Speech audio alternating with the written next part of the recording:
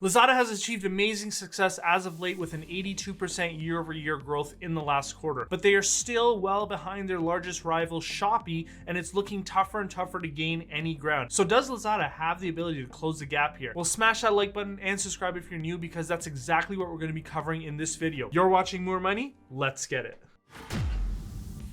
One of Alibaba's key focuses is that they have to win international commerce to achieve their global ambitions. And for them, being in Southeast Asia is very important as it's densely populated with over 600 million people, and it's growing at a phenomenal pace overall, spurred by relatively stable socio-political conditions and preferential tariffs within the region. Furthermore, being in Southeast Asia works really well for Alibaba because there's cultural similarities that exist, and there's almost 60 million Chinese expats that live in the region. And so this brings us to this section of the Investor Day presentation, which is Lazada. It is a key piece of that global goal and is positioned well in a fast developing Southeast Asia e-commerce market. And you can see here that the market is absolutely expected to take off, with a 27% CAGR growth rate expected into 2025. And the market penetration rate is only 8% as of 2020. And even in 2025, the penetration rate is only going to be 20%. So there's still a long runway of growth here. And in order to facilitate a healthy marketplace, you need an increase of buyers and sellers. So moving on to the buyers,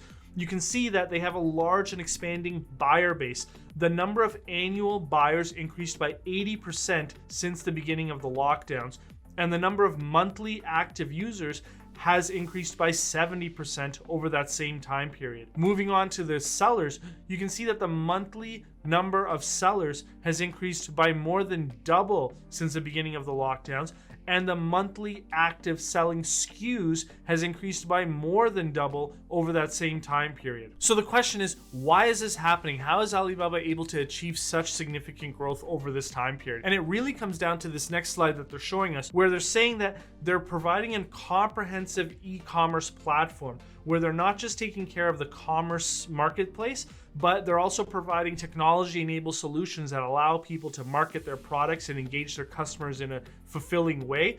They can fulfill payments and logistics right on the platform.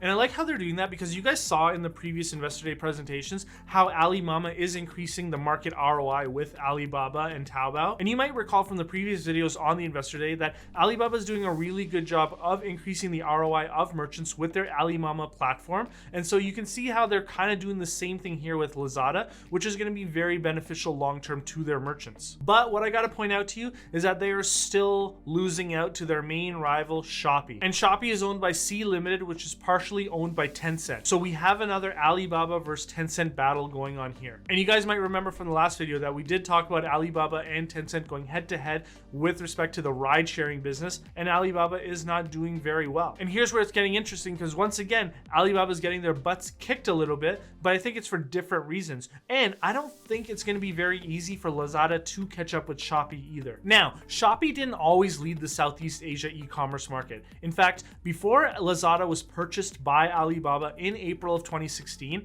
with a 51% stake, Lazada's GMV was US 1.3 billion, which made it number one in the market.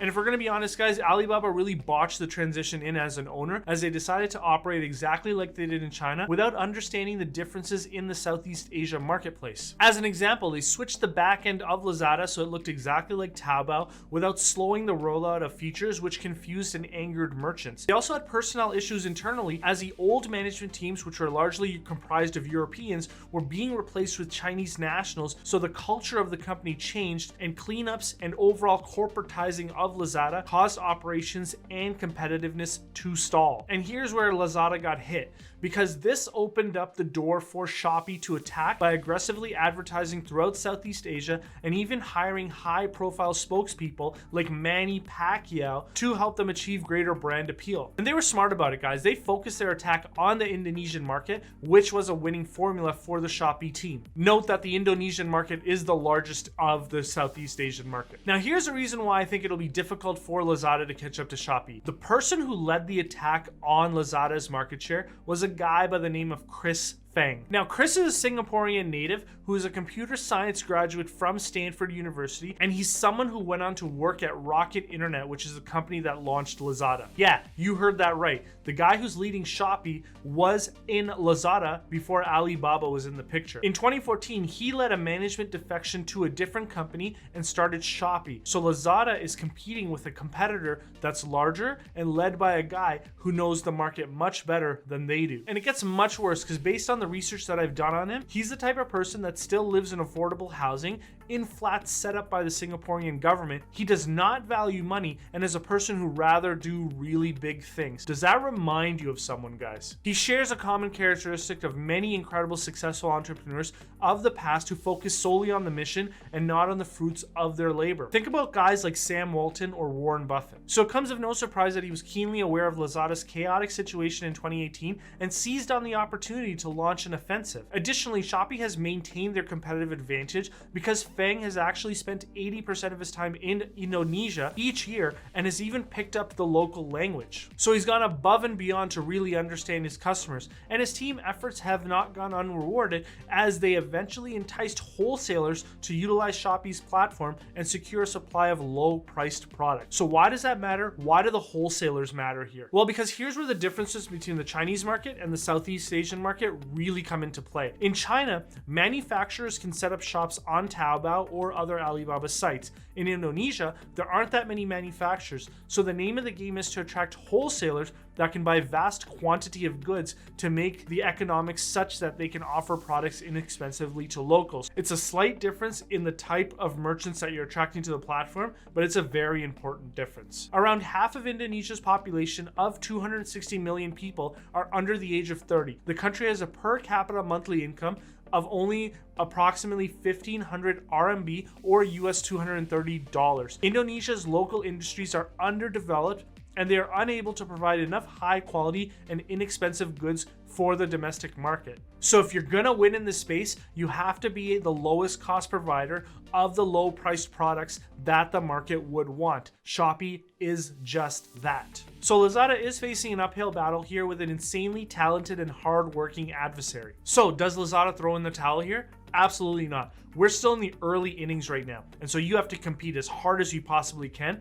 and this is how they're doing it. First, they're focusing on increasing their number of offerings for buyers. As you can see here, they're trying to become the most comprehensive market for their buyers. They have Redmart, they have Lazmart, they have Lazada Med, and my favorite, they have Lazada Mall. And they're trying to create a more engaging in-app experience. They're utilizing mega campaigns and flash sales to entice customers onto their platform. They're really honing on value to price, so that's exactly that value proposition that Shopee has made, and Lazada is going right after it. They're making the platform easy to shop. They're focusing on their strength, which is the best-in-class logistics services, and they're providing a comprehensive payment solution for their customers. And it's all well and good that you're competing on price, but you absolutely have to make sure that your customer base is sticky. And so Lazada really has to explain to us how they're going to do that, and that's exactly what they do with their next slide. They're looking to build a sustainable buyer base. And the way that they're doing this is that they're diversifying the channels in which they can aggressively acquire users. They're focusing on search, and you can see that they're engaging with users with innovative and interactive type mechanisms such as games and I'm sure live streams as well. And you can see that it's working because buyer engagement has absolutely increased. Their conversion rate has increased by 20%, and the buyers that are buying are now buying more frequently. And so I'd want a little bit more information on how they're engaging customers.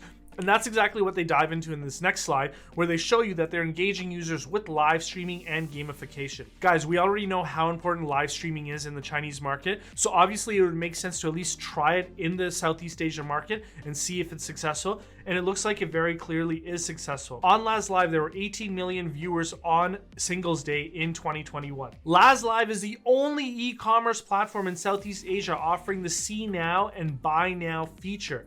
They're able to showcase products in real time, reach out to new customers and build loyalty, and they're really good at tapping into the consumer's buying patterns this way. And as you can see, they're also focusing on campaign type games and coin type games. So all of this is massively increasing the engagement with users, and in many situations providing them with entertainment, which is of course increasing buying patterns. And so the most important question here is, are they seeing success from any of this? And we know that they are largely because when we covered their Q2 fiscal year 2022 results, we saw that international was absolutely taking off. In international commerce retail, it was up 43% 6 months in year over year. And international commerce wholesale, it was up 36% year over year. And that was in the face of my model where I was only predicting 20% average annualized growth. So Alibaba really surprised me here, and now we can see why. And don't forget, they did go on in their Q2 press release to state that the increase in assortment of local and global product supply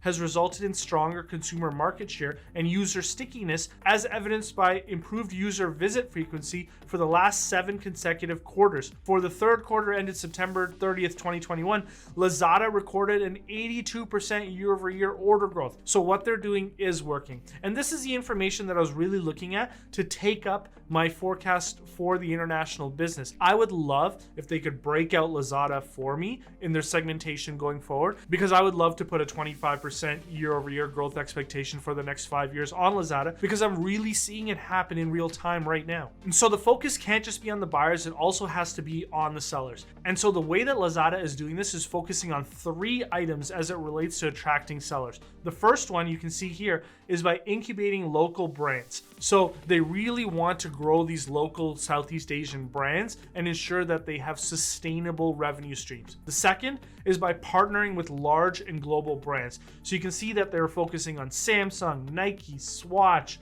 JBL, Under Armour, and Lancome. And the third strategy is that they're using Laz Global as a gateway for Chinese brands. And so if you're cultivating the local manufacturers, you're partnering with large brands, and you're bringing the best of China into the Southeast Asian marketplace, I think that's a recipe for success here, because you're largely covering all bases. And just by creating the platform to allow sellers to jump on is not enough. You have to engage with the seller community just like you do with the buyer community. And so that's exactly what they're doing here, where they're providing the sellers with an incubation mechanism to empower their growth, which includes giving them traffic boosting programs, dedicated incubation programs, and offering them Lazada University and free seminars. Additionally, they're also being provided dedicated account managers or remote sales service specialists and business advisors. And you can see that this is working, because the number of online sellers year over year has grown 98%. And the number of sellers that are selling at least $1,000 a month has increased by 77%.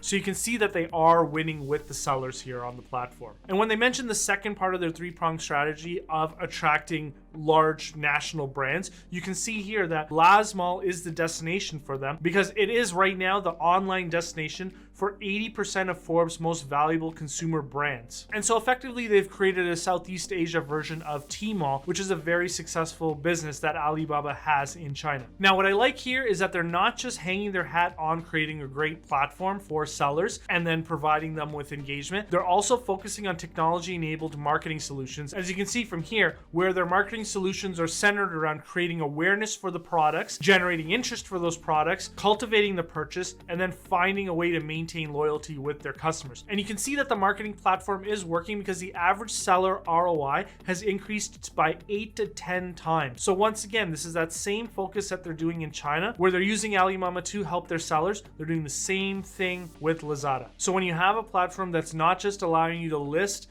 and being engaging, but they're also providing you with the marketing solutions to be able to target the right customers so that you can generate a higher return on your investment, it is going to be the marketing platform of choice for you as a merchant. And it doesn't end there, because just getting the sale isn't the end of the process. You have to focus on the logistics network. And Lazada Logistics is the second largest business to consumer logistics network in Southeast Asia, and the largest one built by an e-commerce company. They don't just focus on inventory location or the first mile, they're also focusing on the middle mile and the last mile. And you can see that they've seen success here because there's a 100% allocation and tracking capabilities, and they've managed to reduce the variable cost per parcel by 27% while increasing their number of daily parcels processed to 5 million parcels. And they're just gonna build on top of the efficiencies here. I really hope you start seeing something similar to what we're seeing in North America, where it's just free deliveries for your most valuable customers. And you can see that that's exactly what they're focusing on in this slide, because you can see that as they're getting that network effect, they're increasing to better economies of scale, which is allowing them to give their sellers a faster pickup service and free shipping.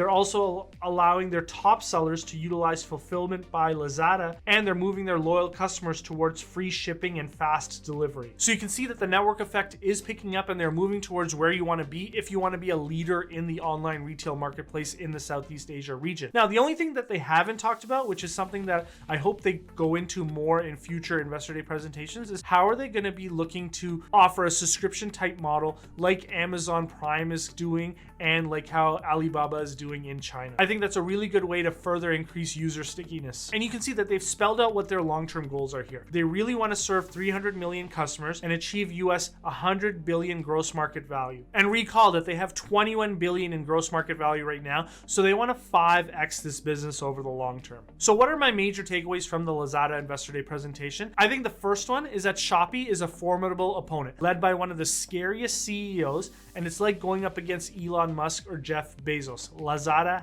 has their work cut out for them here. The second takeaway is that Lazada is focusing on the right things. They're focusing on growing out their network to achieve scalable growth, which I think is the correct approach. Finally, the third takeaway is that we have a rapidly growing market where there's room for two major competitors, and I think overall Lazada does very well. So guys, if you haven't done so already, please consider subscribing to the channel. I do my absolute best to earn your subscription, and I hope that I've done it with this video. It also sends YouTube a strong message that non-hype research focused YouTubers are the ones that should be shared across the platform. Also, I think it's important that you understand what Alibaba has said throughout all of their Investor Day presentations. If you've missed any of the videos covering this important event, no worries, because I have it all summarized in this series right here.